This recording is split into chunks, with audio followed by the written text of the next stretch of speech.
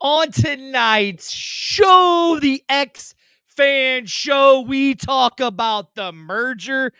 Dirty somewhat right, not all the way right, but somewhat right. We got the fans. This show is literally about you guys. You come in, we're discussing the merger. The link is everywhere right here on Pro Football Alliance, the X Fan Show. What Dirty, my partner A-Train, and the show starts now. Oh, we promised a big announcement. 8 teams, 2 conferences. Who are they going to be? Okay. There it comes. Here we go. The 2 conferences. We're starting off with the XFL conference. We will go back to our Arlington Renegades, who are our XFL champions 2023, coached by the legendary Bob Stoops.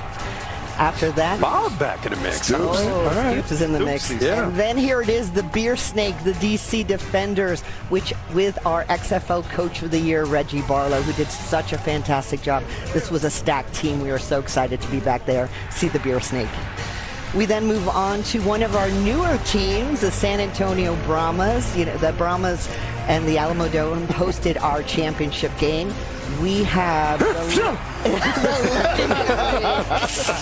Phillips, who will be coaching that team. We are so excited to be back in that market. And then, of course, one of the, I would say, the most successful market in spring football, which was St. Louis, our St. Louis Battlehawks, where Caw is a law, that passionate fan base, that great team with the passionate Anthony Becht doing his thing and leading them again. He sold out every week. The guys, we were averaging 35,000 fans there every week. It was very, very cool. All right, so now I'm going to give this a crack on to the USFL Conference. Our Birmingham Stallions, 2-time XFL champions, led by veteran coach Skip Holtz. Enthusiastic fan base there in Birmingham. Then we're going to move over to Houston. So Houston, boys, was one of our overlapping markets, XFL and USFL. We decided to take the USFL Houston Gamblers, and we now made them the XFL Houston Roughnecks, and coached by Curtis Johnson, and we look forward to getting down there with the Houston Roughnecks. Now on to the Memphis Showboats. I love Memphis. That's where I started my wrestling career, making $40 a match. But that's one other time. The Showboats, man, they play exciting football down there. Were you living within a hotel down there? Downtown Bruno. Yeah, man. I saw Young Rock. I see that. You got it.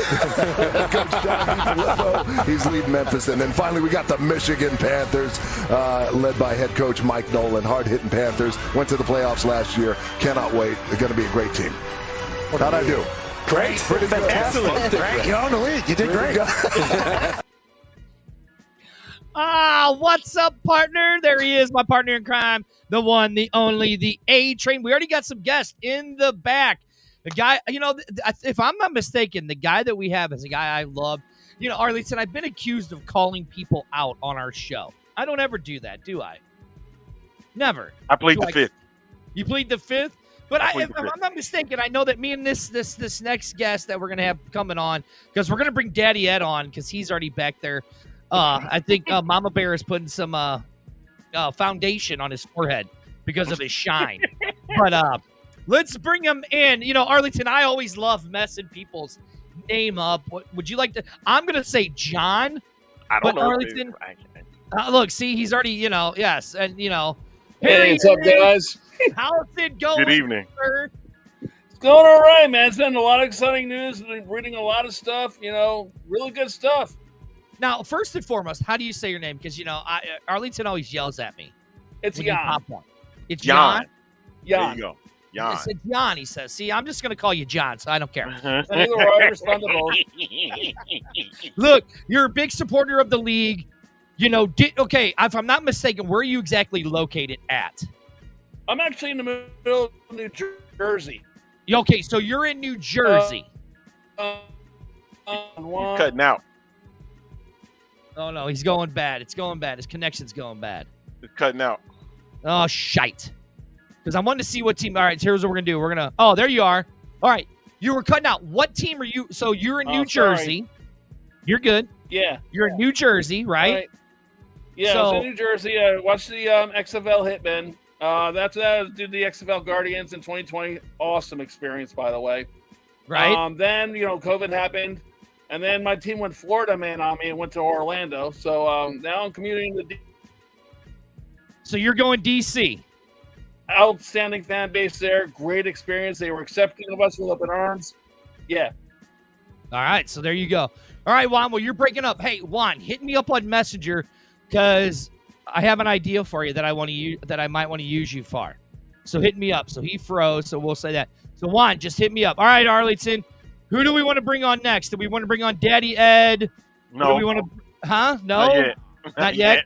Not yet. Look, let's do this. That's why he laughing now, because he knows what's up. Right, let's do this. Let's I bring got in other people on. You want to bring them on anyway? somebody Come on, we can do it. that is part of the X-Fan Legion and is helping us put this event on that we got going on. You gotta bring all of them in. You want to bring all of them in? Are they all here? All right, let's bring them Majority of both them are on. here. Yeah. All right, so let's bring in the Predator couple and the Dangerous. ring itself. What's up? There they are. Hey, How hey. are you? You doing I gotta great? turn down something, man. In the Somebody's background, got I'm here. something down Phone there. or something. Rig says he's not an orphan anymore. Predator Wait, couple- I gotta bring this guy in too. Well, no, let's bring it later. Let's bring Cullen in a minute. Okay. We'll bring Cullen in. But guys, we accomplished. We are keeping the team. Yeah. Yeah, well, so I know it's on one of their.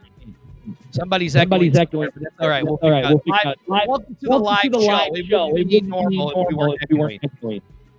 It's probably right. It's probably me. No, intelligent. All right, guys.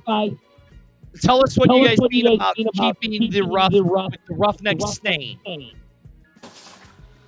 Oh man, it was a very, very long, hard-fought battle. You know, we were dogged on so much, and I'm gonna let the results speak for the work we put in, and the haters can hate, but hey, the hard work shows and proves for itself. So.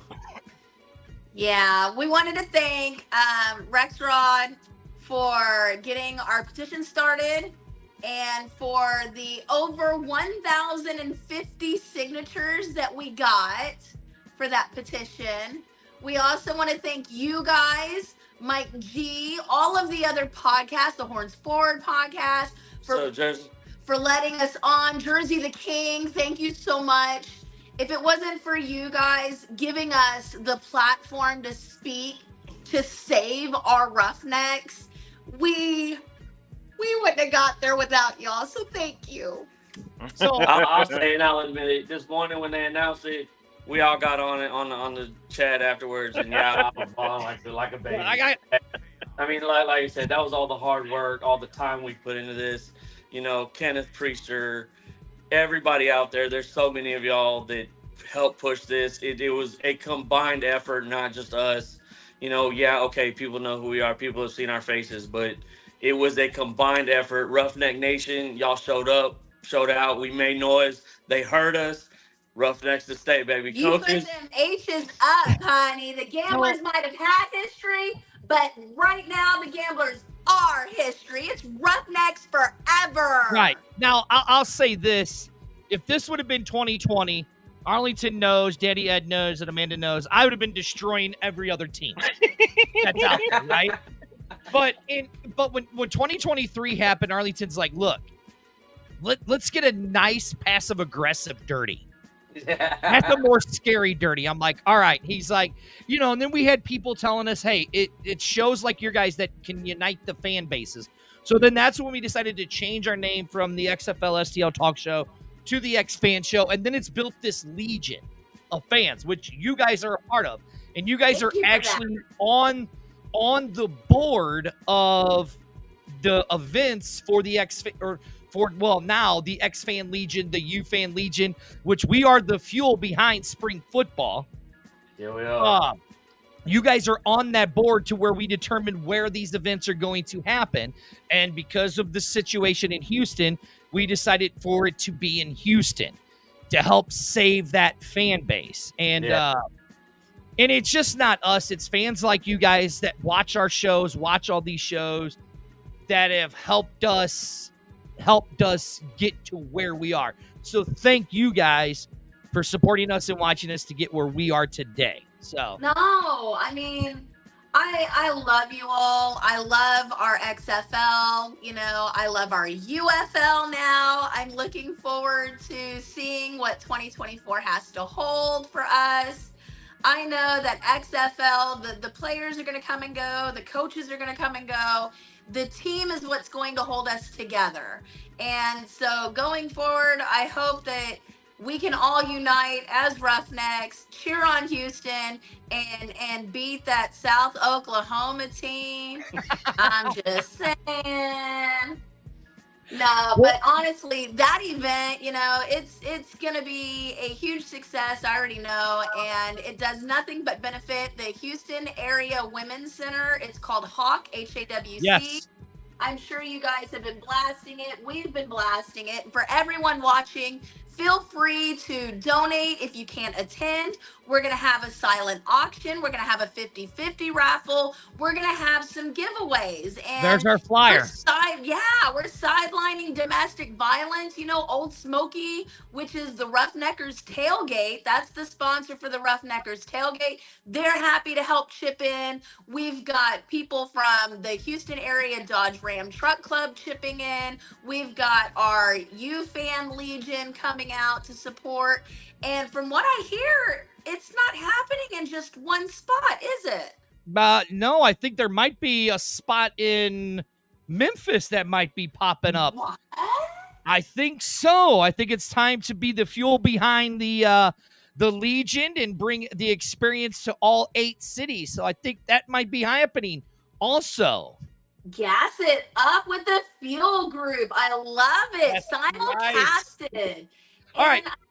We're out there to help our area women's center, and we're hoping to put a lot more of these events together to help other charities and entities in other cities to benefit not only us, not only the spring football and the United Football League, UFL, you know, but we also want to make sure that the cities are seeing that we're trying to give back as well. And who knows, maybe by this time in 5 years, 10 years, we might have some of the big headers coming up, maybe some of the players, maybe some of the coaches. Who knows? Maybe Miss Garcia and Mr. Johnson might make an appearance, so on and so forth.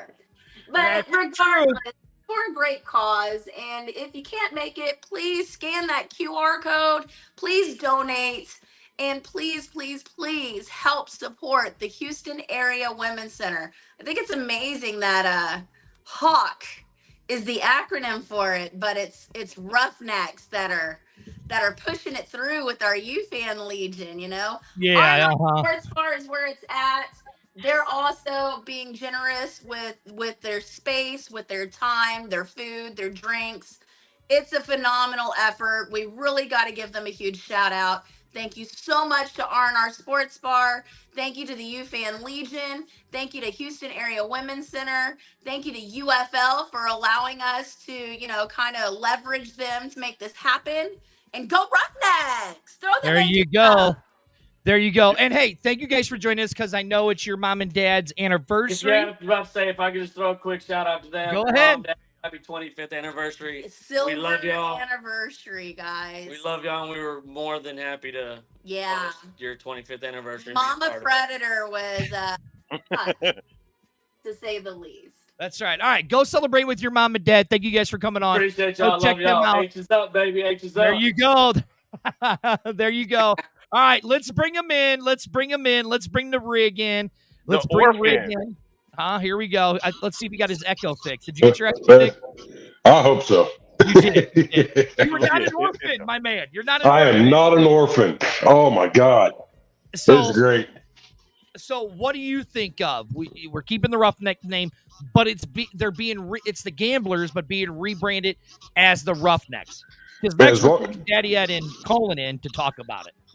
As long as we're keeping the Roughneck name, I'm happy. You know, that's the whole thing here in Houston. You know, that the fans were behind the Roughnecks, and we want to keep them, and just to be able to keep them and have that name Roughnecks and that brand here in Houston, that means a lot. Not just to the super fans, but to the fans in general. They had a great fan following, and now these guys are going to see exactly what they're in for. Right. No, sorry, Rick. Go ahead. No, so just they're going to see what they're in for when it comes to these fans here. And see the support they're going to get. And the love they're going to get from us. Now, Rig, I got a surprise for you. I have a surprise for you, okay? Okay. So, you're down there in the Texas Triangle, but you're no longer part of the XFL division. It's all right. No longer. You're the USFL division. It's all right. We do have a special guest, the defending champs fans. Renegade Marco from the band. Marco. Right What's there. up, baby? What's up, brother? What's up, guys? You doing all right, man? Man, just hanging out. How you guys doing tonight, man? Good. Doing good. Give us your reaction to what you saw on these last couple of days, man, when you saw first that the league was coming out, and then the news that you heard that the Renegades were opening up the season against the USFL champion Birmingham Stallions. Well, no, hold on. I want him to talk some trash to Rig first. We ain't got to worry about it. No, because we're going to talk Rig now. But you know what? Hey, Trent, to that question, man. Yeah. I was on the Horns Forward podcast, and I told them, man, that that's the first game I wanted to see. And you got your wish, man. You literally got your wish. You know what I mean? We can say it now. We can battle and say who's going to be the starting champs in the league. You know what I mean? That's right. We'll see what happens after that, man. I know that was pretty sweet. But you got some trash to talk to Mr. I'm glad they're not in the division, because now we can settle it. If it does happen, we can settle it then. Once and for all. I mean? We can settle it Once then. and for all. It's all right. We played there in Arlington. I'm coming to see you. I'll be there. I know. I'll be there. Hey, we'll be there too, man. Oh yeah, we'll be out there. You're always welcome. Oh man, thanks, man. Me and Marco talked on the phone a while back when it all started. We sat and talked for a good hour and a half over all this stuff. So. See, and that's what the thing is, man. That's why we have decided. Me and Dirty had this nice little conversation earlier today. Can we do it now? Want to do it now, sir? What? That these people are the fuel behind the XFL and the UFL. They're the fuel. They're the fans that are united with an experienced legion. They are the fans that do all of this. And they will have chapters in every single city. Yes, sir. Fuel, baby. We got fuel. If I'm not mistaken, Arlington, one of our Arlington presidents is right below you. Is right there. Rick, sorry, you got beat out by the Predator couple. That's all good. It's all good. He's the vice president of our Houston, right? Our Houston market. So see, the fuel is growing. We are the fuel. We are the fuel. Well, you guys are the fuel behind this new league, and it's about uniting them. That's why I wanted you two. Well, you put you two together, because we have one XFL. No offense, Rig. You are USFL. You're the USFL conference now. So, but you know what? We're still in the league. There you go. That matters. That's it. That's all that matters. That's it. So now let me ask you guys this too: with it being you guys in the different conferences now, why is it important that we support both of these conferences? Who wants to go first?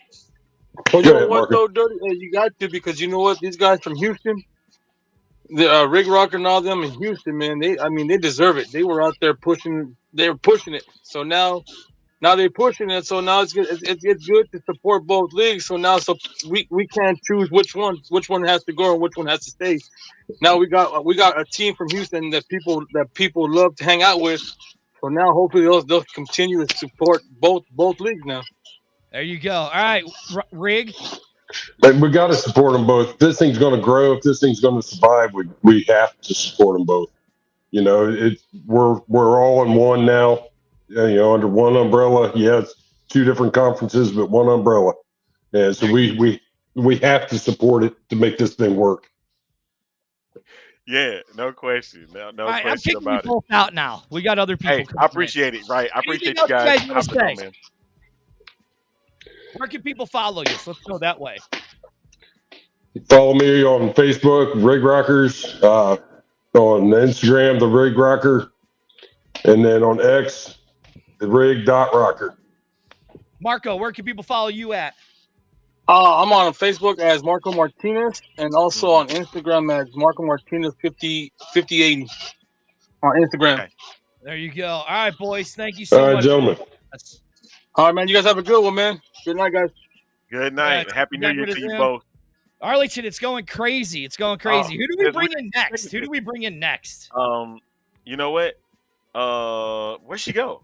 She's there. Should we bring her in? The vice president. No, before we do that, I gotta get him in because he's not gonna be on long. So I want to make sure I get him. Look, you got Big Daddy Ed back there. He's sweating. He's angry with us. He's all right. He'll be fine, man. Look, he's just laughing. All right, let's bring him in. I gotta bring on my guy. Let's bring the kid in. That's right, from the Rough 'Em Up podcast. Bring him on in, Mr. Cullen Watkins himself. Cullen, good evening, sir. Yo, what is up? Happy New Year to you, man. Happy New Year's. A very happy New Year's, actually. Well, now, Colin, let's ask you. I mean, look, it is the Roughneck name, but the Gamblers brand.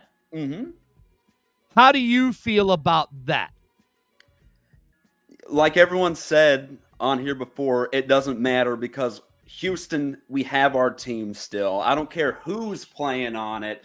Of course, it sucks having Wade Phillips gone. We probably won't have really most of the team.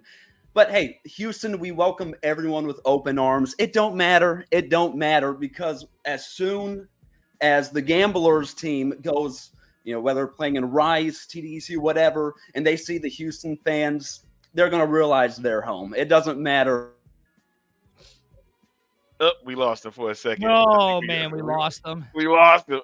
He got right, happy and he froze up on me. All man. right, let's bring him in because look at him. He's just sitting there. He's all huffy-puffy at us, all that. Let's bring him in. We'll get Colin back. Let me remove Colin. Okay. All right, Daddy Ed, go to town. What do you want to say? Well, I was just going to say the last couple days have been really good days.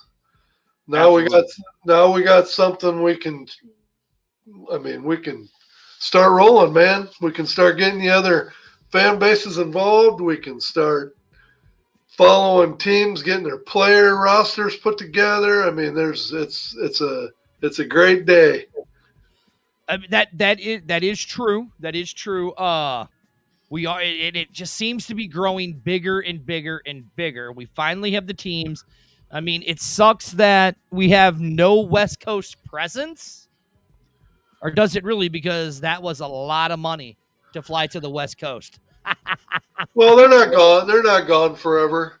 I mean, if the league gets successful and the expansion is involved, there's just natural up and down the West Coast with Seattle, Portland, Oakland, San Diego, Vegas, Reno.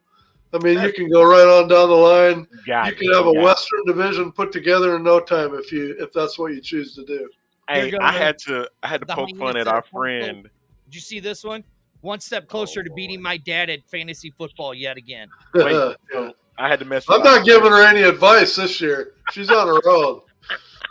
She gave me no credit for helping her last year, so she's on her own. You're right, she didn't. Hey, but one thing was I had to mess with our friend of the show from the Marcast, Reed Johnson. He was like, so yeah, what happened to all the West Coast? Well, you have no West Coast team, sir. I'm sorry. See, like Juan says right here, didn't have a West Coast NFL didn't have a West Coast presence until the AAF merger. 50 years. You're right. Thank you. Let's understand something here, folks. This is the Western team. In this case, would be San Antonio. Right. So, and then I think furthest east would be DC. So now we can let this build. All right. I know a lot of people are upset on the West Coast and like, why should I deal with it? I spoke about this on I think it was on. I've been on so many podcasts this weekend. I can't remember. I know it's the ones crazy. I've been Well, on. let's bring it on. You're talking about our West Coast presence. Yes. You're talking about our West Coast presence. Probably one of the most damper of all of the super fans. And she was featured on. And that she was video we featured. opened up. And she was featured. Hey, it's the Brahma The one Babe. and only herself. Brahma Babe. Hey guys, Happy New Year! Happy New Year to you too. If you guys don't know, Brahma Babe is also on the committee. Alternative Football Network. She is on that. Contributor. She is on that, but she's also on the committee for the fuel of where we decide where these fan experiences are going to be at. Yes. And she is the vice president of our San Antonio. That she just doesn't know, but now she just found out that she's our vice president. You just found out who our San Antonio president was, too, right? Yeah, well, he hasn't popped on yet, so you know. But Brahma Babe, listen, we have the team, we have it, we have the announcement, all of that. You know, the great Karnak sitting next to you says that he announced all the teams before everybody else did. You know. Look at that smile. Look at that smile. Wait. The only thing you gotta go this way. You gotta go this way. You gotta go that way. Oh, there he is. Oh, here he goes again. Oh. Still got that titanium bonded tape on the back. Hey, Amanda and I are taking you down next year in fantasy football. I placed in my league this year. Oh, listen to that, boy. You're getting. I told Amanda she gets no help this year. She's on her own. I helped her drop Sean Price when she needed to shake her roster up a little bit. But this time she's on her own. She on her own this time. All right. Now, look, Brahma Babe, we have it, right? Yes. And you've joined like Arlington had said, you've joined with Matthew Tyler over there at the Alternative Football Network. Great guys over there. They do very, very good work over there. You know, Matthew, Mike G, and of course you, because you're part of the Legion and all that stuff. Now we got football. We know who these teams. We know who these teams are. I think I think the whole last, like Ed said, 48 to 72 hours have been very promising. I think it gives a professional feel that we've been lacking, possibly due to the fact that we just weren't getting a whole lot of information, and when we were, it was just very sporadic. I think that there is publicity that's being brought to this merger now. I saw the other day that I think it was Tom Brady tweeted out to Danny and to DJ and to Strahan, about this is awesome, with the merger and things like that. And even though people are like, oh, this isn't the NFL, and I get it, this publicity and these people tweeting and these people stepping up and saying, hey, we were, prevalent, or with the USFL or the XFL, regardless of his statements, whether you like them or not. Pat McAfee commented on it today. I think just getting these types of people talking about it adds to the professionalism of this new league.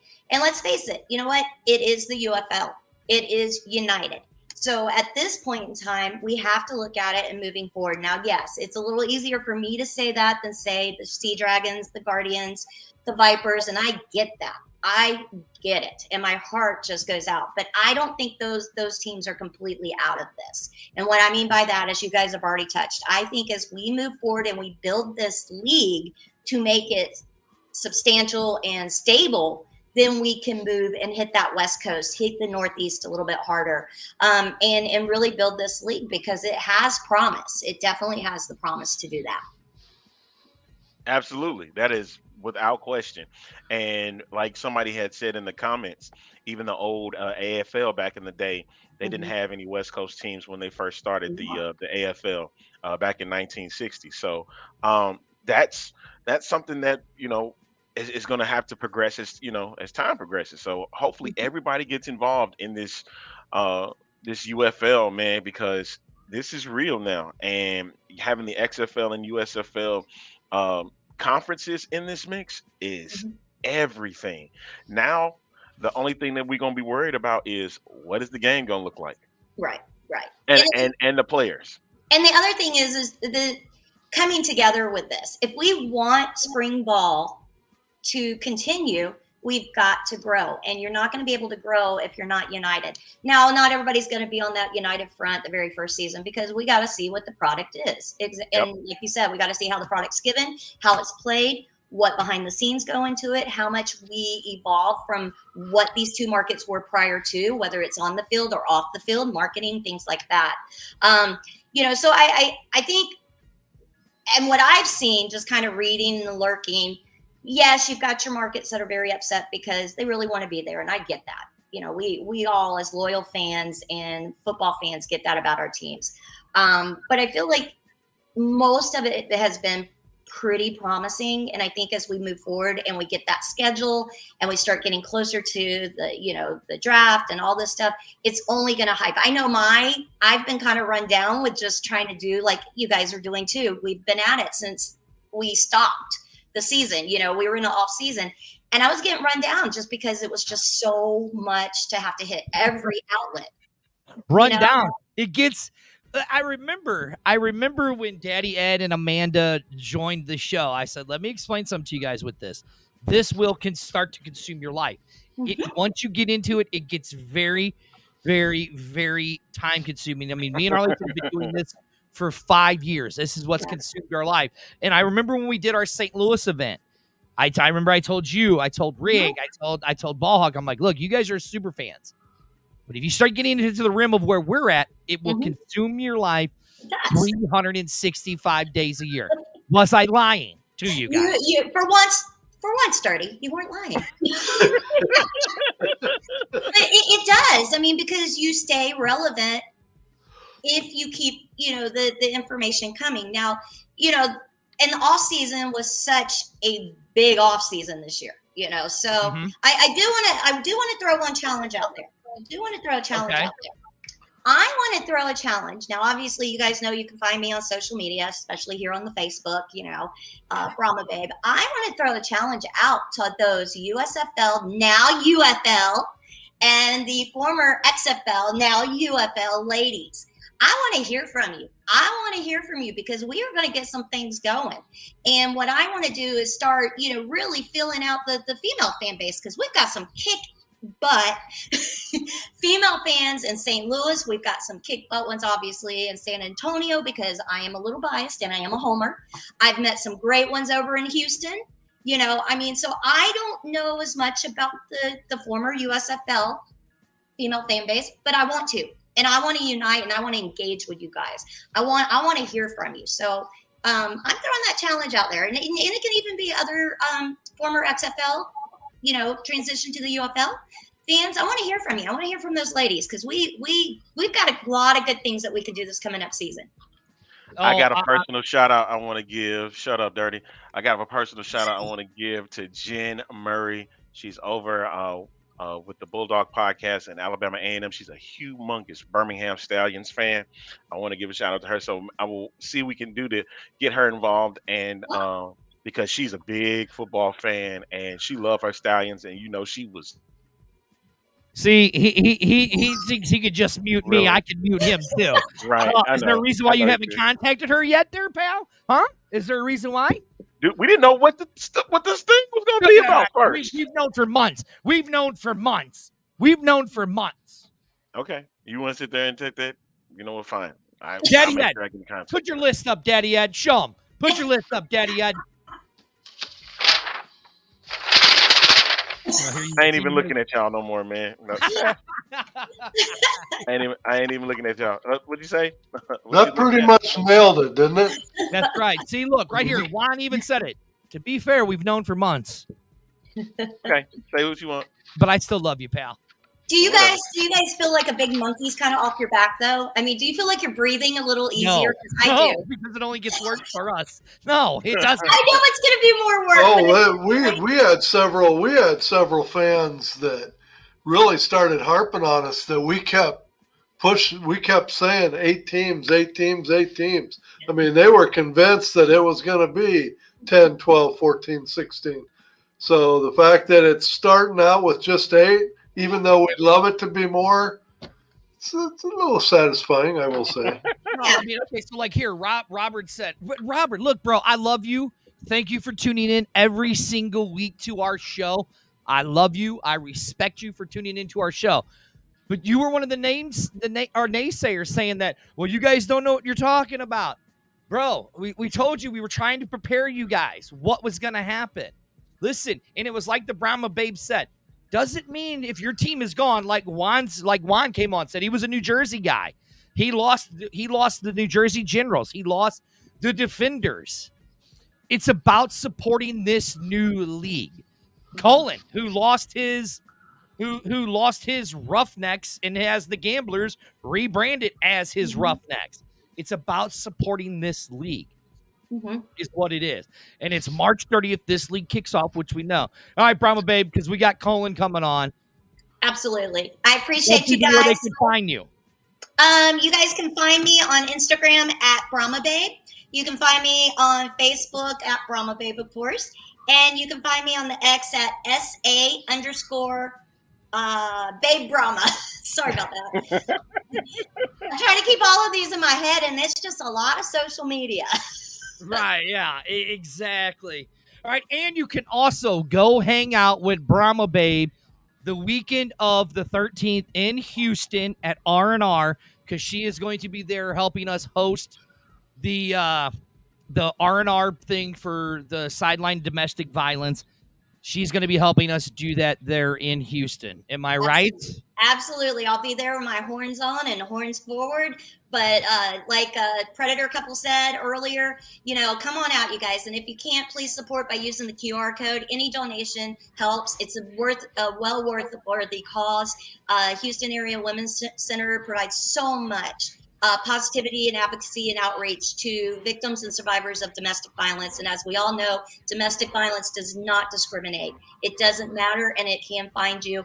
And we just want to be out there and be able to give back to such a wonderful organization in Houston. So please come and hey, we'll hang, we'll talk, we'll take some pictures, we'll be all about the coming season. There you go. All right, Brahma Babe. Thank you, ma'am. Thanks, guys. You're welcome. Right. That's Brahma Babe. I love that, man. Hey, folks. All right. Before we get any further, hey, this show is sponsored by Wild Sun Winery and Brewing Company, and also we are. I'm trying to get the thing out. We are broadcasting through the PFA studios. We got a big show. That's why this is our UFan Legion New Year's special. And folks, guess what? We are already starting this together. So, hey, folks, I need you to get on board with the Fan United Experience Legion. Okay, get fueled up today. All right, you can follow us right now on Facebook and on Twitter. All right, at Fan United Experience Legion. All right, so that's how we're going to get things going as we continue on with the show. And let's bring on our guy, Cullen Watkins. There he is. Let's try it again. Cullen, let's try it again. Let's bring it on, man. Hey, so now you guys are in the USFL, and, I feel bad now because I'm like, my allegiance has always been with the XFL, and now it's in the USFL now. So I'm feeling bad about this. I'm torn. My allegiance is with Houston, but also it's with the XFL, and they just split them apart. Oh, look, I like this hashtag. We are the fuel of the UFL. I like that hashtag. I love that. That's our new hashtag. Start it, Colin. Start it. That's what you kids know how to do nowadays. Hey, I'm not that young now. Y'all aren't that old. Colin, you're old enough to be my kid. and Daddy Ed is old. Daddy Ed is old enough to be your grandpa. I didn't have nothing to do with that. Even though he's only 12 years older than me. So I'm gonna do a little deeper dive into this real quick. So looking at the roster for the Gamblers, that are now the Roughnecks. We're already going that way. Listen, because of one particular player that has stood out for the Houston team, and that's Mark Thompson. Mm-hmm. Yeah, baby. Mark Thompson being the running back for this team. What are you expecting to see when you see this new look Roughnecks? Yeah, so immediately, to be completely honest, Mark Thompson was the big reason and is the big reason why I'm fine with this Gamblers team taking the Roughnecks name, because this guy, in my opinion, is the best running back in spring football by far. I love the power, the speed. I'm so excited for Now, again, I don't really know what the rest of the team is going to look like. The next few weeks is going to be full of me researching and with the dispersal draft, whatever we don't know. But, man, Mark Thompson, whoo, I'll take it. I will take it. See, now, Colin, Daddy Ed might have a beef with you because he thinks another guy is going to be the running back in the Christian McCaffrey of the league that plays on the Battlehawks. Yeah, we ripped Mad Max from you. All right, yeah, I know. But, hey, you know what? To be fair. We thought you guys going to the other division? Screw you. We're taking Mad Max, baby.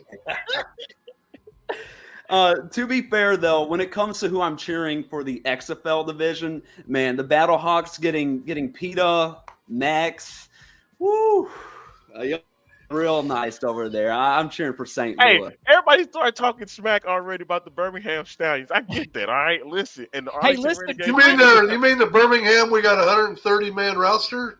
Stallions? But finally, listen, the Battlehawks are not the redheaded stepchild of spring football. So, okay, let's go into that. I mean, Colin, you're going to be in the USFL conference, right? Okay. Like, who do you see as Houston's rival in that conference? That's a great question. Honestly, I think for anyone in the USFL conference, it has to be the Birmingham Stallions. Anytime you have a team that wins 2 championships in a row, they're obviously going to be the main competitor in the league. I could see Memphis. I love Memphis. I'm a huge Elvis Presley fan, but I could see Memphis. I think they have a little of a head. Their uniforms suck. I don't like their uniforms, and they're new to this league. So we need to put some brakes on them. So Memphis and Birmingham, yeah. Well, you can tell Colin has been too associated with us for too long. Last year, Colin wouldn't have been saying a team's uniform sucked. I mean, listen. Oh, he did. Now, wait, stop. Pause. He was blasting some people's uniforms now. So that is true. He was. Now, Colin, you're going to be at the December or the January 13th event there at R&R. Gonna try to, yes. Yep, as representing for, the Houston podcast market and all of that stuff. Like, what is it, because you're part of the X-Fan Legion like all of us. Like, what does it mean to see that all these fan bases are starting to unite to do a charitable cause like this, like we've been doing? Mm-hmm. It's crazy. I remember getting into all this stuff in 2020 with the XFL, and I never in a million years would have imagined not only, first of all, a merged spring league. This is just something I feel like I'm dreaming. But the fans, I thought this was just a small group of people, but this is growing so much now, and it's just awesome to see now all these cities connecting, and you have the people in the cities connecting, and that's how this stuff spreads. That's how fans start. That's how people become fans of these leagues and these teams. You have to have friends tell other friends about this stuff, and having events in all of these markets. That's how this all begins. So it's phenomenal that I'm part of this and that y'all are headlining all of this, because this is how we grow at the end of the day. Thank you so much. It takes a lot of work. Hey, y'all do a great job. We trying, man. We trying, literally, for real. So. Yeah, Dirty promised he was going to start paying me. So. Oh yeah, I don't know. I don't know about that one. But Cole, because we got more guests coming on. We got Jay from San Antonio. So tell people where they can find you and all of that good stuff. Mm-hmm. I'm just going to keep it simple. You can find me at the Rough 'Em Up podcast on YouTube. I'm going to now definitely start making content now that it is for sure known that the Roughnecks are back. So the Rough 'Em Up podcast, you can find me in Arlington there. I'm excited. I'm real excited for this. Yeah, it's gonna be funny because I'm making my return back to Rough 'Em Up, man. So I can't wait to get back involved and learn more about these teams and get involved with the UFL now. So thank you so much, Colin, for coming on, man. And you always welcome to come back. And as well, Happy New Year to you, man. Hey, perfect. Thank you all. All right, that is Colin Watkins, ladies and gentlemen, from the Rough 'Em Up podcast. I can't wait to get started back it's everything's starting to fun. excited. It's starting to get exciting again. You know what I mean? And you already know. Well, I thought the teams that they announced shows that Fox is ready for a transition, because for first couple of years it was all about viewership, right? Mm-hmm. This time around, when we did the merger, who are the franchises? Who are the teams that they went after? They went after the teams that could put butt in the seats, you know. And you got St. Louis, San Antonio, DC, all of those. You know, they were great at fans. So now you look at USFL, their remaining teams. You know, they got Houston Roughnecks. They had good attendance. But now you got Birmingham and you've got Memphis. Memphis was playing in their own stadium and they had good attendance. You know, Michigan did right. You know, all the teams that had that didn't have the fan base following didn't make the initial cut. So I think now they want the best of both worlds. They still want the viewership, but now they're looking to put the butts in the seats too. All right, ladies and gentlemen, let's bring them on in. Did we really bring him in? Did we really just bring him in? I did. Oh yeah, you did. I did. You I know, did for a reason. You know you can't have a show without having this guy on. Okay. As we call it, the comedy segment. Oh sure. Oh my goodness. All you want, but you'll be calling me daddy after this segment. Oh my God. God dog it. Let me go ahead and calm this down right now, ladies and gentlemen. Well, let's introduce everybody who we have. We have San Antonio Jay, the loudmouth of the South. He is one of the hosts of the Texans Talking Football, and he is one of the hosts of Horns Forward. And we had Jay on not too long ago. And he is, you're right, Javier. See, Javier, you're right. He is a dirty lookalike. He is wanting to look like me. You're absolutely More right. like the other way around. It's more like the other way around. Anyways, we can't hear you, Jay. Let's unmute him. Everybody calm down. But Jay is also part of the Fuel. He is also on the committee for these fan events that we are putting all over to bring these fans together, which he is going to be down there in Houston. And he happens to be your president of the San Antonio chapter of Fuel. I know. We're going to give this guy way too much power in San Antonio. The only requirement we have is get rid of that damn board you got behind you in the middle. No, sir. That takes all your credibility away, my friend. He thinks your feelings are a little bit hurt from last night. That's all I'm we're talking butt hurt. There. Didn't Iowa lose too today? Oh my God. Let's not even go into that. You saw my post on that game. That was ridiculous. I haven't had too good of a week last couple days. If it wasn't for the XFL, USFL, UFL announcement, hell, I might be suicidal today. I don't know. Hey, again, Dirty called it Michigan beats Alabama. I told you guys what was going to happen. Fair enough. But in overtime. What we should talk about, though, is this merger, what this means for the league, right? Because I want to tap in on something that Daddy Ed had said. The teams that did make the cut, they were vital to the success that the XFL did have. However you want to look at it, they were vital to that. And Arlington being the hub was very important to that equation as well. Now, there are some other fan bases out there that didn't necessarily make the cut that had really good attendance. And guys, our hearts go out to you. It is very unfortunate that you didn't make the cut. But the thing you have to think about is that some of these moves were cost-cutting moves. And travel to Seattle is not going to be cheap, okay? So everything that has been done has been kind of centered around how easily they can get to another city and how easily they can get back to Arlington for their training and everything. Mm-hmm. So don't be too heartbroken. Don't be too upset. We don't know what the future holds. So Seattle, Vegas, Orlando, guys, we're sorry that you didn't make it. Pittsburgh, who else didn't make it on the USFL side? Jersey, some of the other teams that didn't make it. Guys, there is going to be, if this is done correctly and the league as a whole can solidify the finances and actually turn a profit this year, that means then they can start thinking about expansion in the next couple of years. Seattle, you haven't been forgotten about. You're just on hold for right now. Vegas, we love you, Vegas. Orlando, maybe the Guardians weren't a great fit for you. So maybe when expansion comes around, you can get your own team that represents your city better rather than taking a New York team and rebranding it and giving it to you guys. Something maybe like the Orlando Apollos or something like that, right?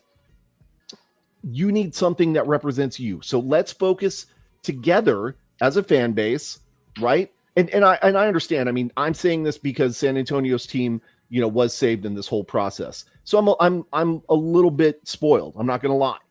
But let's band together as a fan base, both the USFL fans and the XFL fans. Let's support this league as a whole, make sure it's financially viable so that we can then create the opportunities for expansion for these other fans, rather, that have kind of been left out in the cold, so to speak.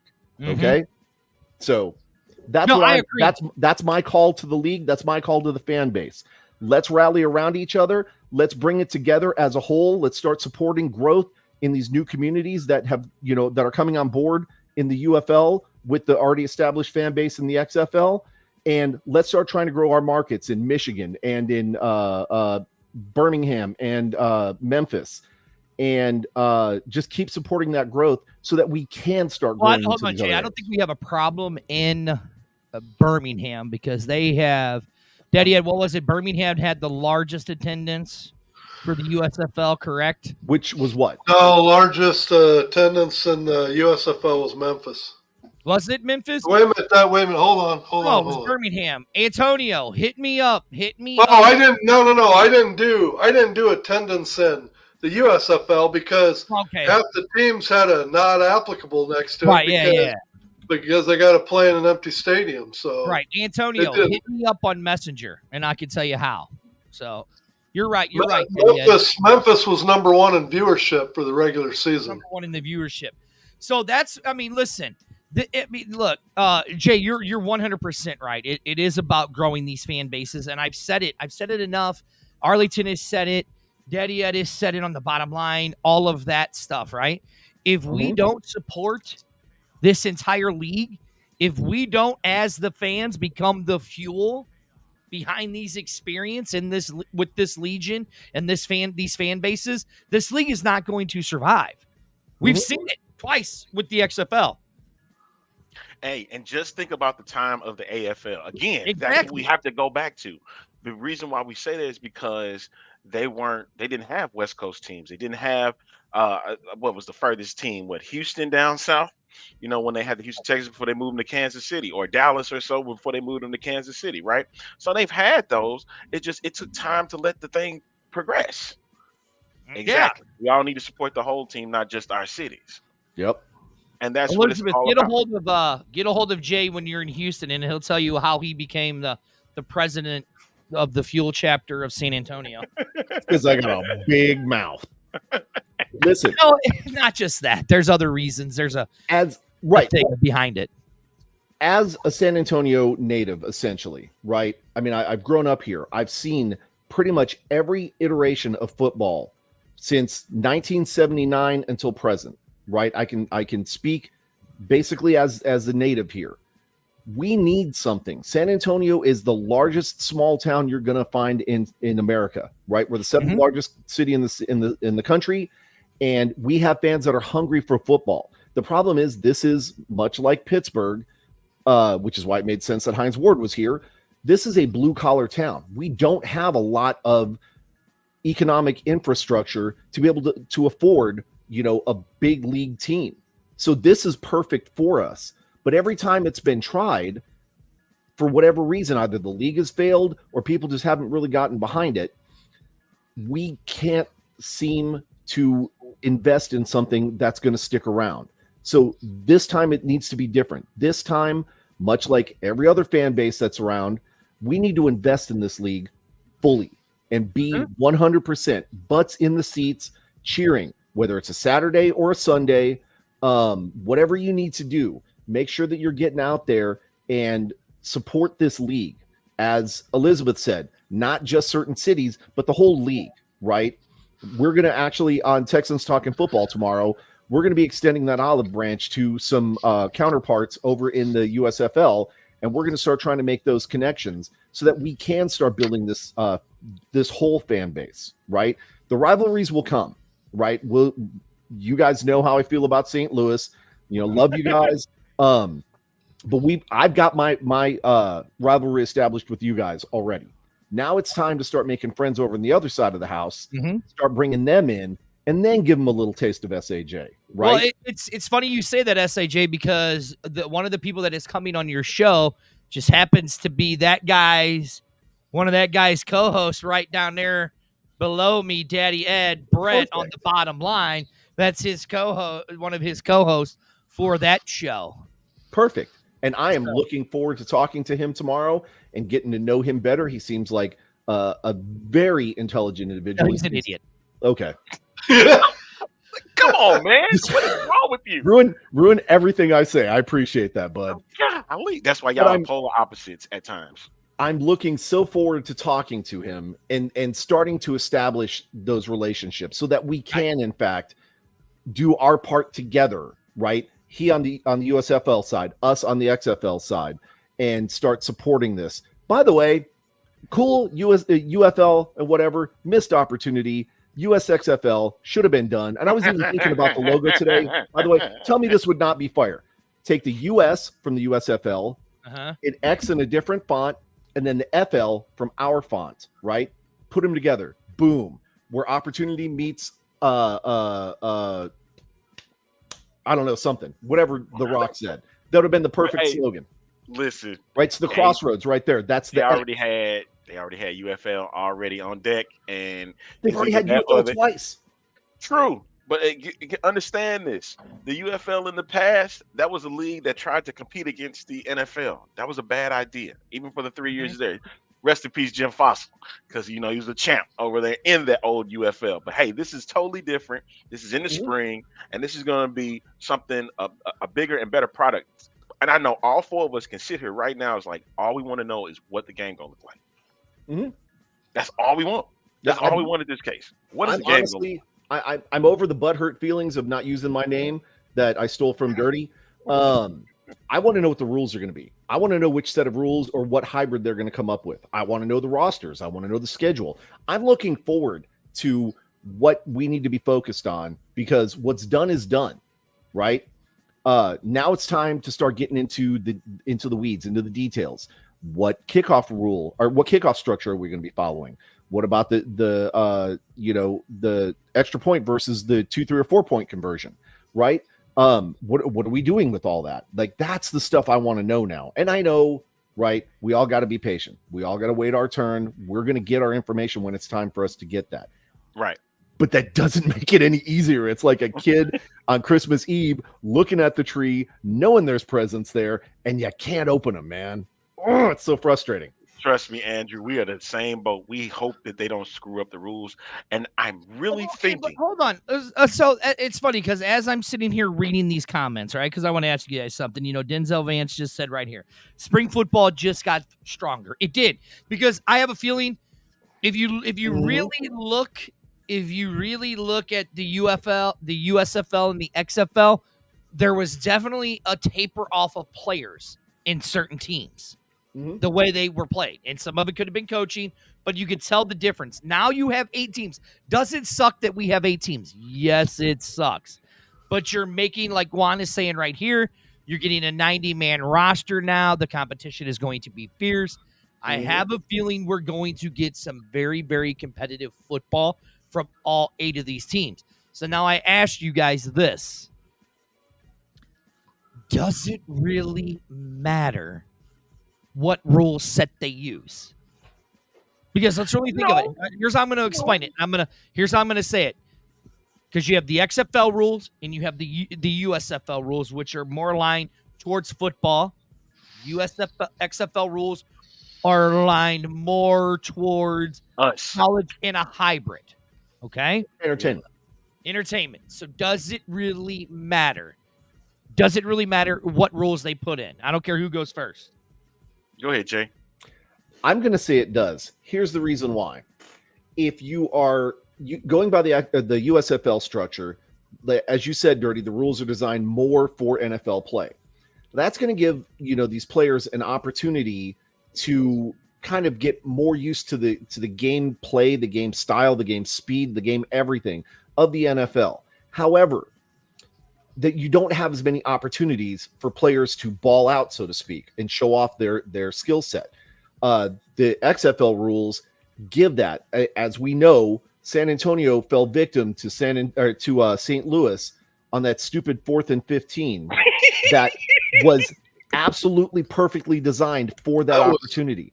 Pure genius rule right there. It is. I hate it because we lost. I love the rule though. That's exactly what it was set there for the underdog to have that fighting chance. In the the NFL style rules, you're not really going to have that opportunity. Okay, so in the XFL, in order to win, you have to dominate. You cannot take your foot off the gas at all. In the NFL style rules, you can do some time management. You can control the clock. You can kind of shut down an opponent by not letting them get that opportunity to get the ball and win by 2 or 3 points. Okay, cool. But with the XFL style rules, you have to fight harder. You have to play stronger, and you have to finish the game. San Antonio, I don't want to say they gave up, but they slipped up and gave you guys that opportunity for that 4th and 15, to which St. Louis definitely came out swinging, and they dropped the hammer on San Antonio and got the win. If you would have watched the game up until the 4th quarter, as your St. Louis fans showed, they were walking out of the Alamo Dome because they thought it was over with. And Beck didn't give up until the very end, and his fighting spirit wound up winning that day. So I say that those rules do matter. All right. And not only that, but talk about the kickoff.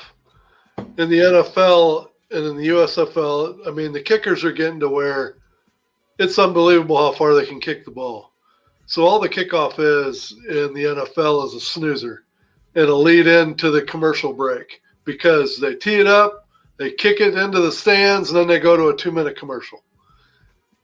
With the XFL rules, I want them to keep that kickoff rule that the players are down, for injury purposes, they're down on the other side of the field, 10 yards apart, but you're requiring the kick to be returned. That's huge. That makes special teams all of a sudden that much more important. And as you know, if you have a dynamic special teams player, it can be a game changer. So you're bringing all 3 aspects of the game back instead of just basically worrying about an occasional field goal or a punt return maybe. Other than that, special teams in the NFL is not near as important as it is with the rules being like the XFL had them. All right, Arlington. One thing I will say for sure about this is when I just went back as they were making their statements. I went back to the USFL and the XFL season from 2023, and a lot of their games were close, and they both had different rules. And now, what I remember very vividly was that 82% of the games in the XFL was all determined by 9 points or less, which is a touchdown and a 3-point conversion. Now, at some point, there's going to have to be some type of hybrid, but when it comes to the extra points, I think the kickoff, no question, it should be the XFL. I just really see that because it's a safer way for them to make plays, during the kickoff and all that good stuff, right? And then I don't care too much about the 1 foot, 2 foot inbounds. If they choose college rules, cool. If they choose NFL rules, I'm cool with that, right? One of the things that I love was the 4th and 15 that you guys have talked about, right? Or I think it was 4th and 12 in the USFL and 4th and 15. That's what the first game came into play. And it showcased that it works, that it can work. So as long as the game is the game and is exciting for everybody to watch, it's not a big thing for me. I just want to see a good game. And the XFL provided that, and so did the USFL, because they had close matchups throughout both of their seasons. All right, you ready? Here's what I'm going to tell why all three of you are wrong. Idiot. No, not an idiot. Here's what I'm going to tell you. All three of you are wrong. What league had more players on an NFL roster? That an actual, I'm not talking a practice squad, nothing like that. Nope. I'm talking about actual NFL 54-man rosters. USFL did. And why? Because they used the NFL rules. Don't get me wrong. I love the XFL rules. But you heard it again today. The Rock said, and you heard it yesterday, you heard DJ and Danny say, this is about getting the guys to the next level. If you still need some work, this is about getting that guy to the next level. What you literally have now, whether we want to believe it or not, in Arlington, you hate it because you never wanted it. We do now have an official development league. Unofficial. An unofficial, because as we're watching, shake your head all you want. It's the truth. Stick your finger up all you want, because here's why I'm going to tell you. No, I agree with this. Go ahead, because I'm right. And you're all wrong. He said he agreed with you. If you're talking about a developmental league, though, if you're talking about it, if it is though, and you want that player to get exposure at the next level of the NFL, and you want them to actually see something, do you want rules in place to where they kick the ball in the stands every time? You never get to see that kick returner. You don't get to see if he has any skill level. Does it matter? So don't tell me the rules in our league enable players to shine and be noticed by the next level. Hold on. As long as you make it archaic and snoozer rules, a kick returner, they never know he's a good kick returner because he just sits there and goes like this every time the ball's kicked. Listen. No, listen. I'm not wrong. And here's the reason why. It's a proven fact. The proof is in the pudding. There were more USFL players on active NFL rosters than there were XFL players. Why? Because they played a more similar game to the NFL. I love the USFL rules. And that's archaic. That shows the NFL being archaic, and they're still not thinking out of the box. But if they look at the league and they're looking for pure talent, our rules are more designed to display talent than Al, I don't know if they're gonna.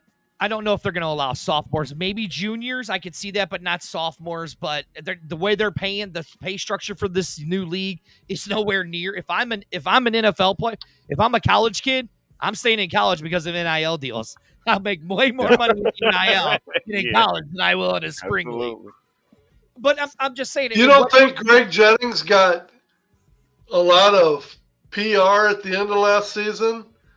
When he returned that, when he had the fake punt and all that, and Shepard with his kickoff returns. You don't think they got in your logic exposure? Turpin, hold on, in your logic, Turpin was one of the greatest punt returners since Devin Hester in the NFL under the USFL rules. He was returning balls. He became a Pro Bowler as a punt returner his first year in the NFL under USFL rules. Turpin did. I'm not saying, look, I hope they do a hybrid of these rules. I do.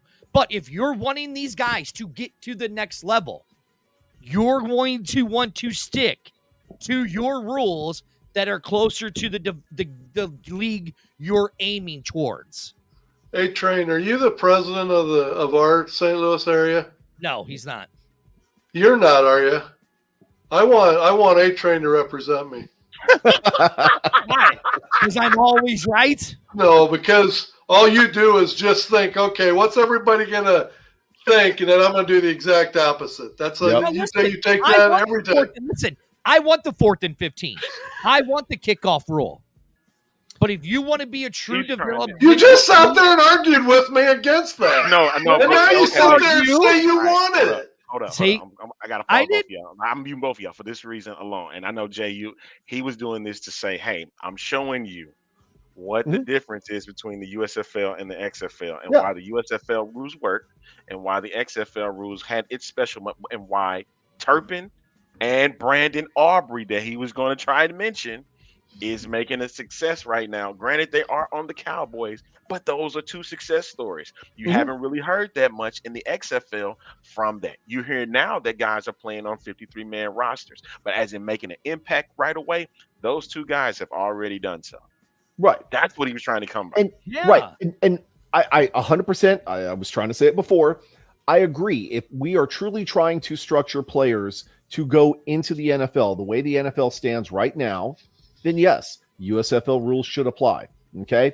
Even with the partnership that I'm assuming still exists between the IFL and the now UFL, right? You've got players that are in indoor football league trying to get better, which is a different set of rules than regular football that we're used to.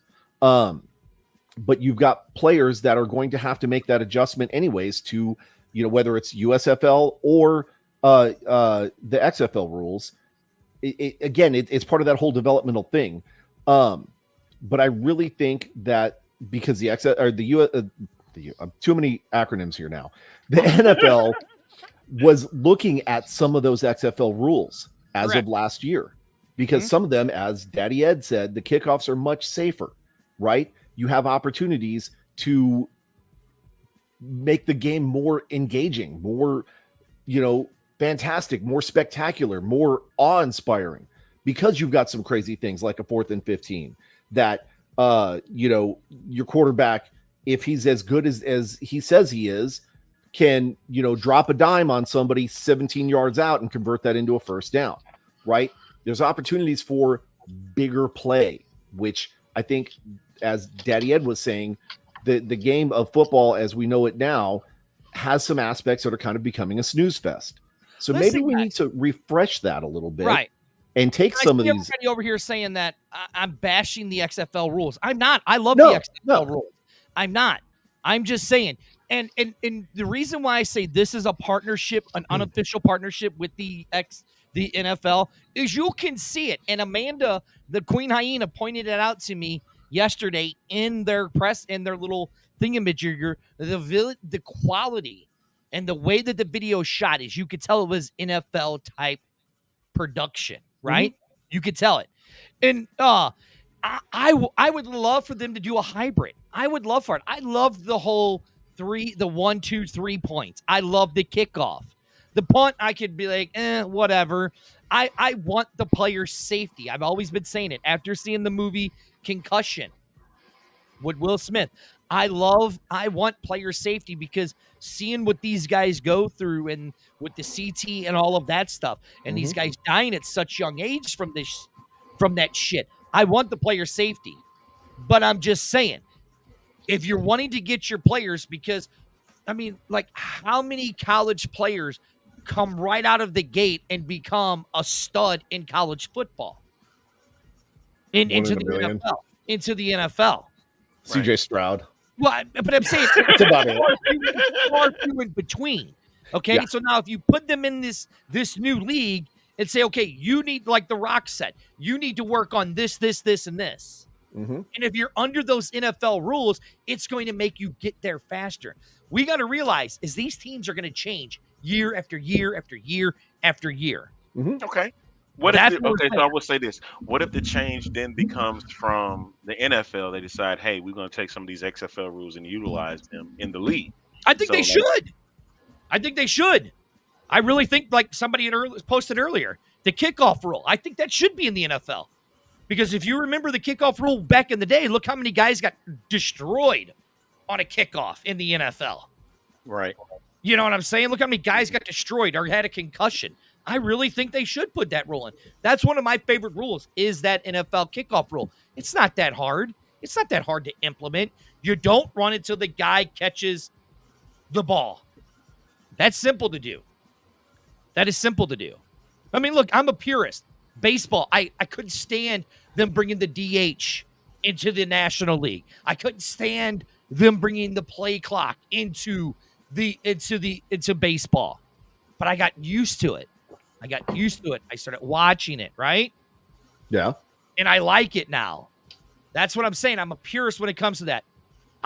As long as they put football on, I agree now. The DH is great.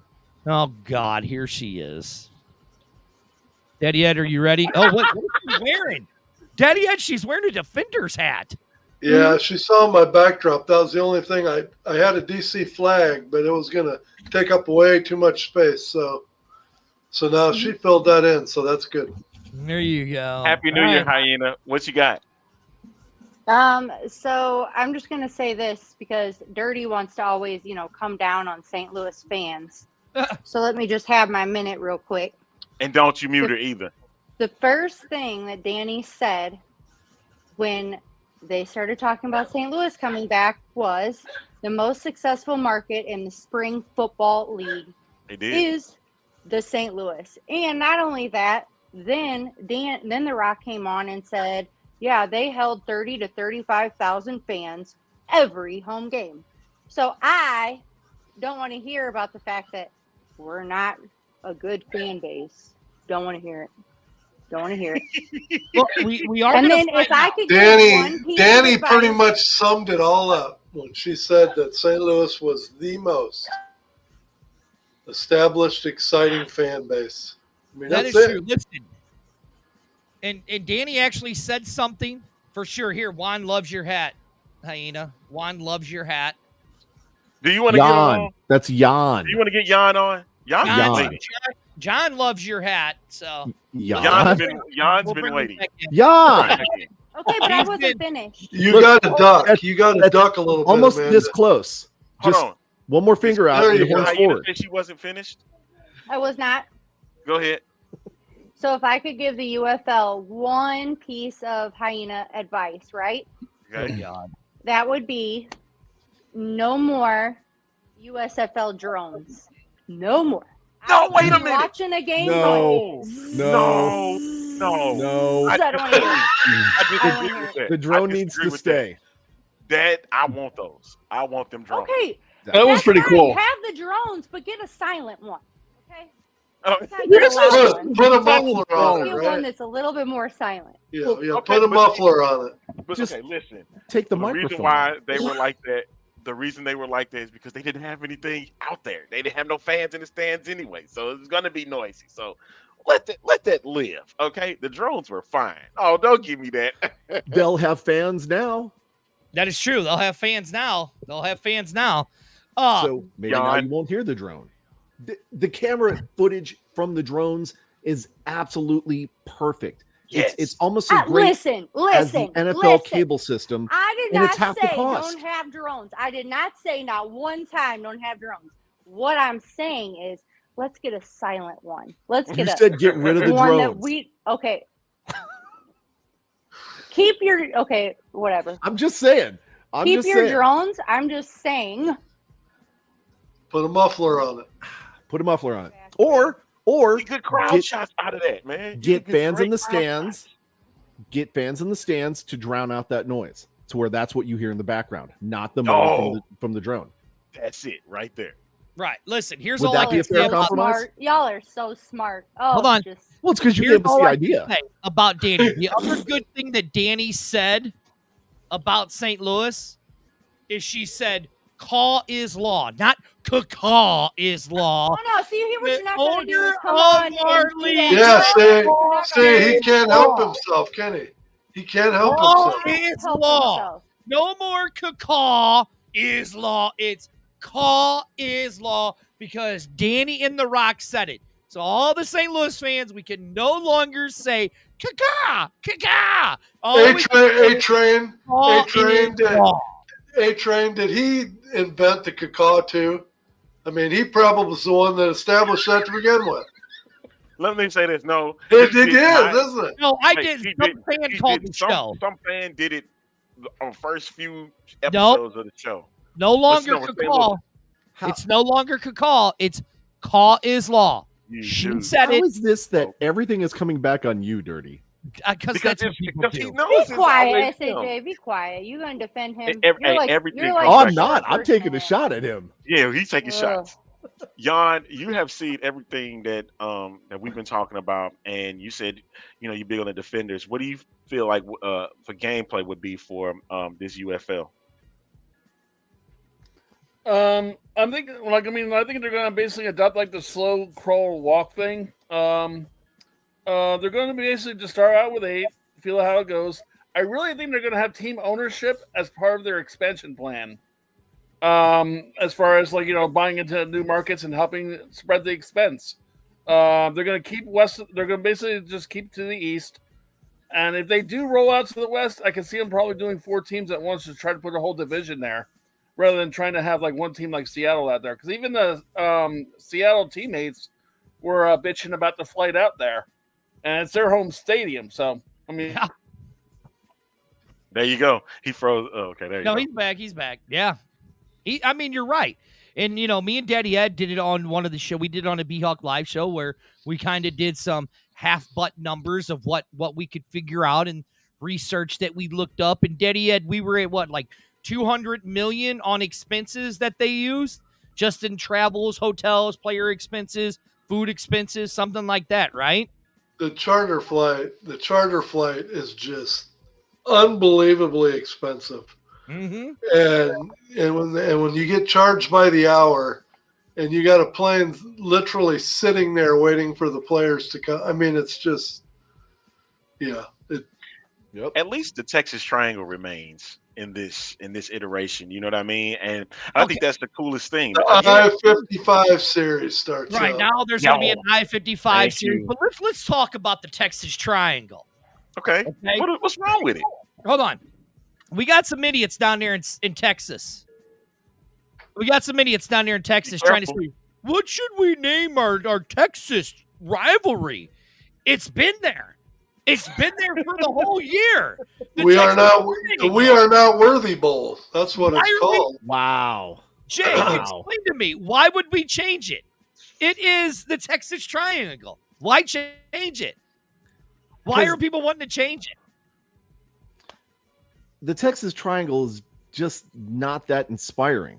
This is Texas, folks, right? We're bigger than, everything is bigger down here, including our rivalries, our names, our trash talking, everything.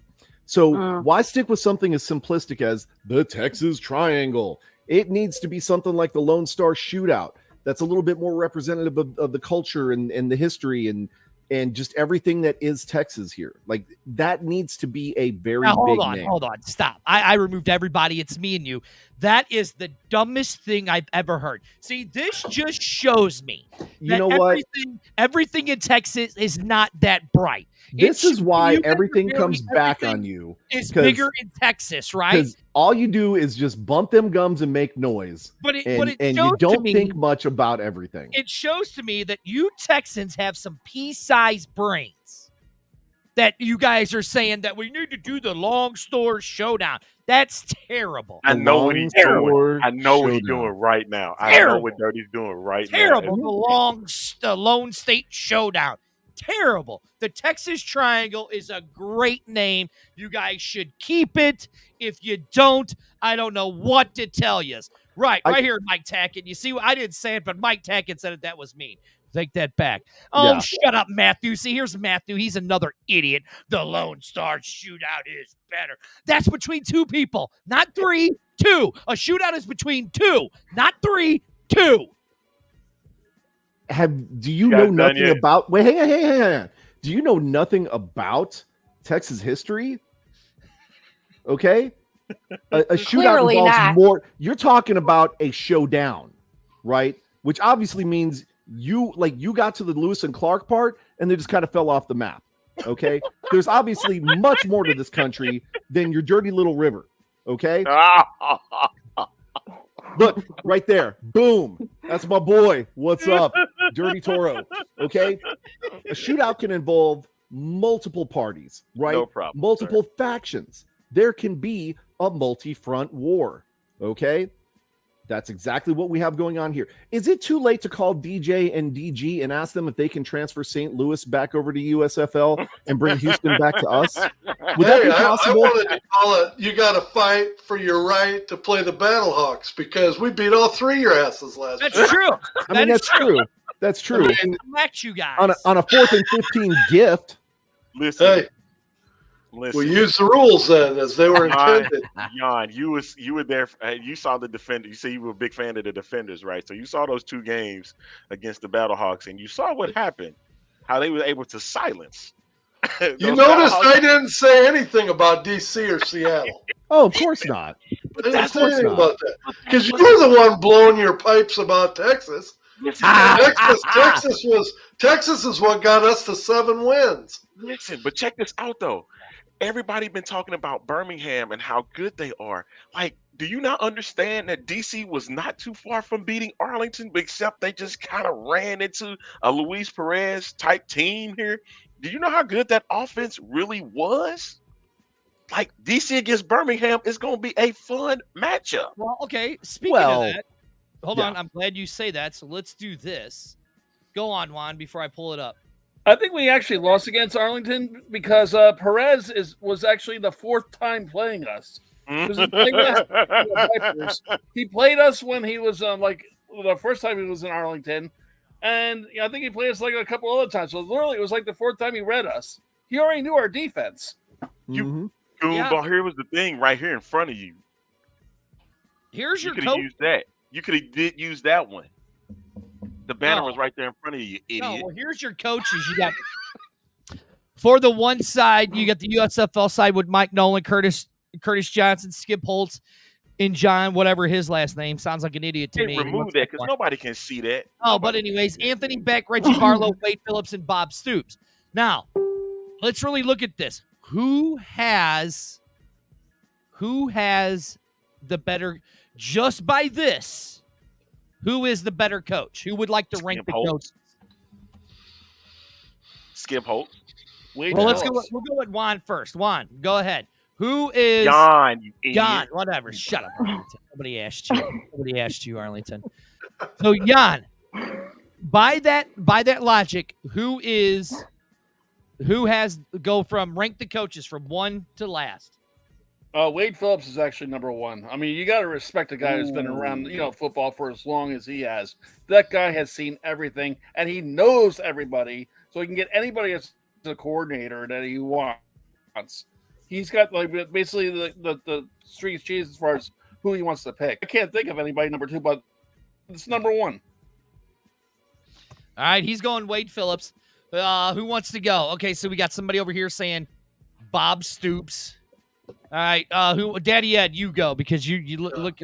I'll defer. Let everybody else go. Wait, why you want to wait and see what everybody says? I think I know his answer. I think I do too. I'm saying Skip Holtz. Skip Holtz is number 1 out of this group. Yeah, because of the 2 rings and how they were able to be as dominant as they were in both of their USFL seasons. All right, Hyena. I say Beck and then Barlow. I knew Beck was going to. And I feel bad. All right, Jay.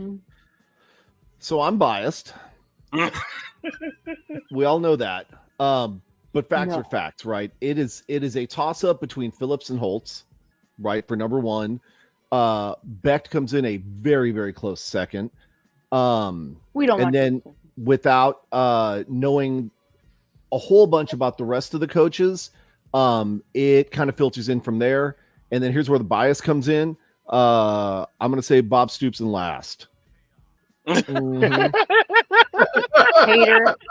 Hater. Oh yes. All right, Daddy Ed, your turn because I'm going last. Well, I was you can criticize everything that he says right before you. No, I was going to say Barlow because I thought that the job that he did with DC last year was outstanding. Phenomenal job. I thought DC was.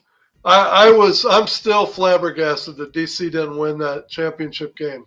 Yeah, they played solid all year, never had a letdown ever, and they get in the championship game and played their worst game of the whole season. Yeah. I still can't figure that out. But Barlow probably would have beat him. Barlow, I Played thought like that.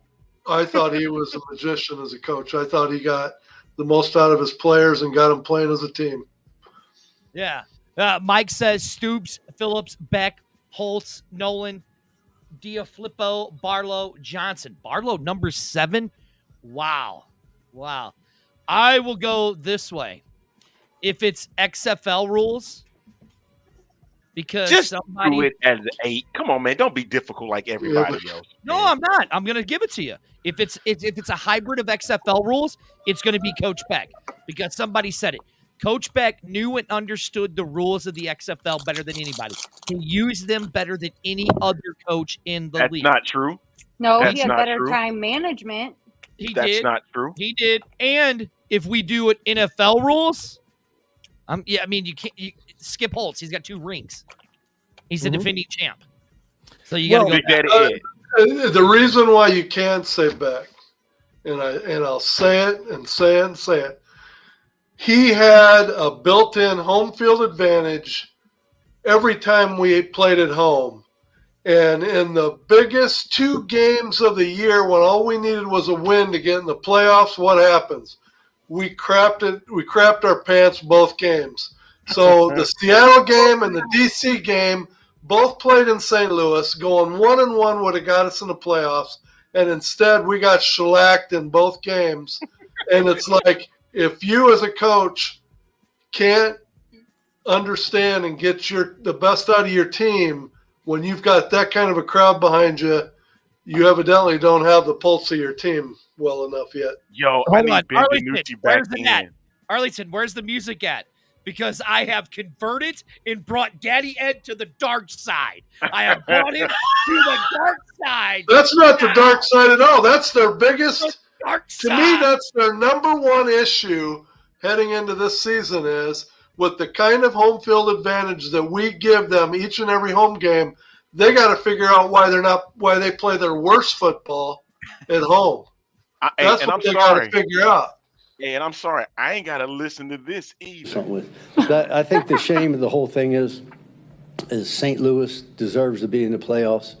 They got a good football team. They're 7-3 and they don't make it. I don't. Someone's going to have to relook at it next year. Nope. We controlled our own destiny. Thank you. 2 games at home, and we didn't even go 1. We go 1-1, and we're in the playoffs. Yep. So we weren't in the playoffs. It was our own fault. So that's all I got to say about that. Listen, I love DC. I love the Beer Snake.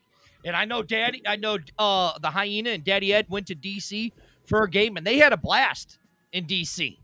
They had a blast. Might have to go back. Other than that $80. But I know I ain't driving this time. Forget that. If I go, no. Going out there is a breeze. Coming back sucks. You didn't have me driving Daddy Ed. I'd have been doing 90 the whole way.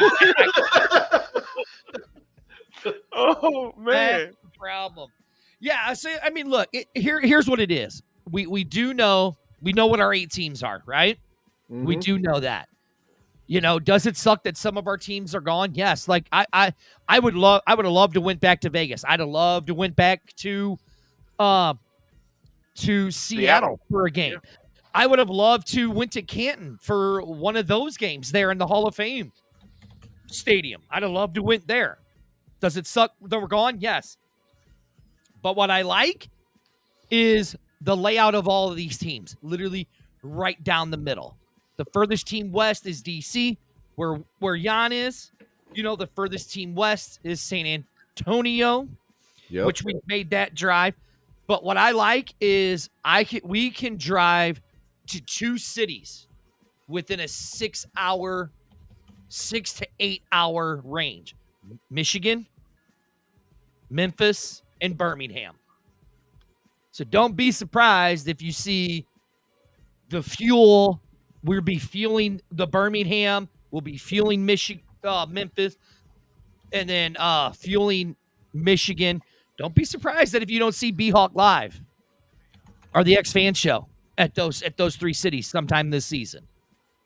Don't be surprised because they'll be thrilled to see me and Daddy Ed. That's for sure. Me too. They'll be glad to see and me. Arlington. I don't know about that guy. I hope we don't get any death threats. I hope I don't get any death threats like we did for Tampa in 2020.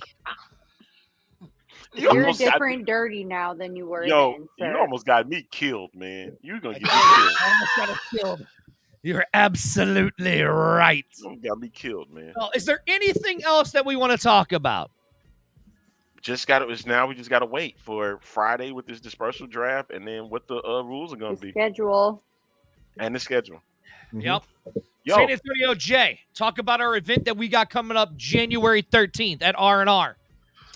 So the weekend of January 12th and 13th, we're going to be having an incredible event where the UFan Legion is coming together to support the Houston Area Women's Center in an event we call Sideline Domestic Violence. What we're trying to do is we're trying to raise funds to donate to the Houston Area Women's Center so that they can continue to do their wonderful work of supporting victims.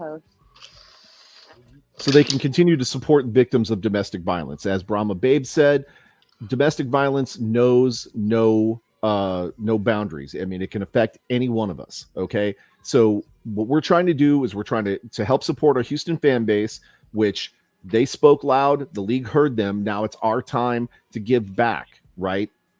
So if you're in the Houston area, make sure you come out. There's going to be plenty of silent auction items. There's going to be a 50-50 raffle. There's going to be a celebrity bowling tournament that's going to be available the night before. Opportunities to come hang out with all of us, take pictures and make fun of us and all that good stuff. But if you're not able to make it out to Houston that weekend, there's also opportunities for you to scan the QR code that's on the flyer that Dirty showed, and you can contribute monetarily that way. You can buy a ticket, give funds, whatever. Let's make sure that we're coming together as a league and supporting this wonderful cause to, again, sideline domestic violence, right? This is a cause that many of us have experienced and have a personal connection with. So let's come together as a fan base, not as XFL fans or USFL fans rather, but as UFL fans and fans of football and fans of helping end domestic violence, right? So January 12th and 13th, Houston R&R Sports Bar. The address is on the flyer. Make sure that you make it out there or scan that QR code and give financially that way. And Kakaw's not the law and St. Louis is still horrible. Boom! I said it. Kick me now. He just want to get that in so bad. Dirty can't even. Thank you so much. Tell people where they can find you at and all of that stuff before I remove you. And I have to call you and talk to you after this show. You got to unmute your. There you go. I'm ready. We can hear you now. No, you're good. Go. Go ahead and say something. No, you're good, bro. Go. I didn't even hear the question. Sorry.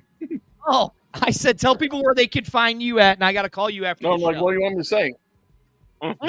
You want people to follow you anywhere? Really, I'm just a guy on Facebook. I'm an advisor on the DC Defenders page. I'm always on there. I'm probably going to be an admin soon because the guy wants me to try to run a show similar to like this on there. So I'll be experimenting with that. But really, I'm on Facebook, John Dusenberry. Find me. Juan. No, like I said, I'll call you after the show. We'll talk. We can help you with that. We can help you with that. All right, buddy. Thank you for joining us. There we go. We kick him off. All right, Hyena, I know you got something big. So go ahead and spit it out. I just know that if you all haven't seen, if you look on X, Ganella posted something about getting everyone's tickets back, like their deposits back to them. So be on the lookout for someone contacting you for that.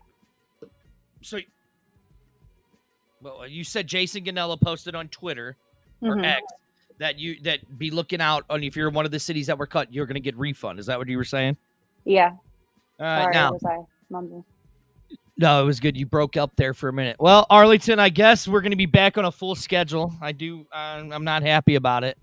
Yeah, right. Huh? Yeah, right. The X-Fan show is going to be back on a full schedule again, right? You know, and then we're going to have B-Hawk Live. What is today? Today's Monday, sir. Oh, we were supposed to have the bottom line today, Hurry up, Daddy man, Ed, because I'm trying to finish watching day one, dude. Right, Daddy Ed, you joined us. Daddy Ed, tell us about your show on Mondays, starting next week. Well, now that it's called The Bottom Line, and it's really myself, Brett, Tierce, and Eric Murtu, which goes by Easy. It's really going to be the UFL show. I mean, we was kind of sidetracked here for a couple of weeks talking about the college and NFL just because there wasn't much going on. But now that we know a lot more about our league going forward, we're probably going to start reining things in. But we're going to start reaching out to the other fan bases, the other podcasts in the USFL, and try and grow the league and get to know the other teams and their fan bases better. Look at look what you did to Arlington, Daddy Ed. He's sleeping on you.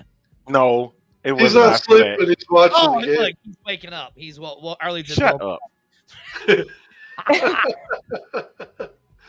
And Hyena, what returns this Wednesday on Pro Football Alliance?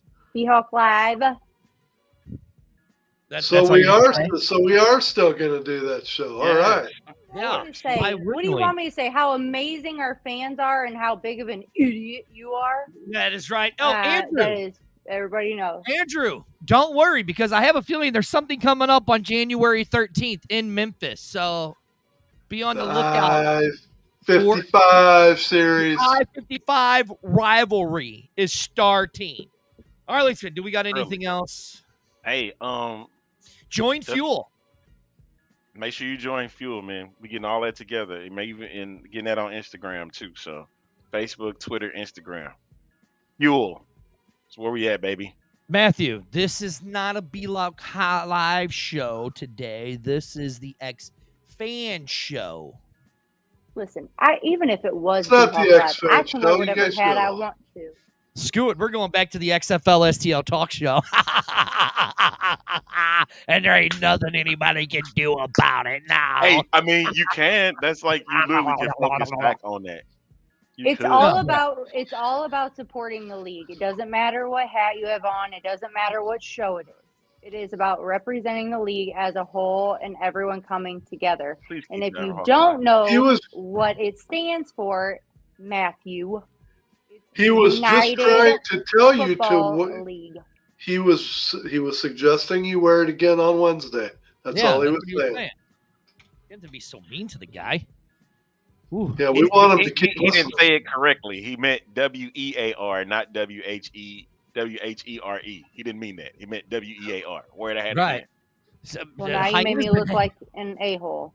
No, Hyena's been hanging out with me too long. She started getting mean to the fans.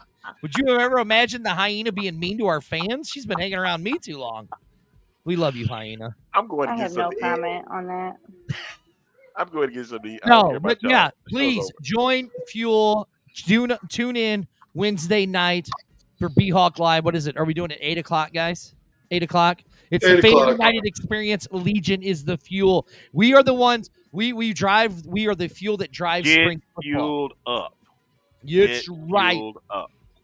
Get fueled up, baby, because it's about to go down March 30th, 2024, and we are just as excited as it was before it got to where we at now. So, yeah, St. Louis barbecue is better than Memphis. John, she's only mean to you. She's only mean to you. Hey, Happy New Year to everybody. Happy New Year. And Shut up, nerd. Shut up, nerd. Shut up, nerd. All right, y'all. Is that it? When are we back? Huh? Why did you take that down, bro? When are we back? We're back on. Say hi to Blake, everybody. Hey, Blake. Hey, Blake. Hey, Blake, buddy. Hey, buddy. Hi, Blake. He's like, I don't want to be seen. Good night, y'all. Hey, you'll know when we come back. See y'all later.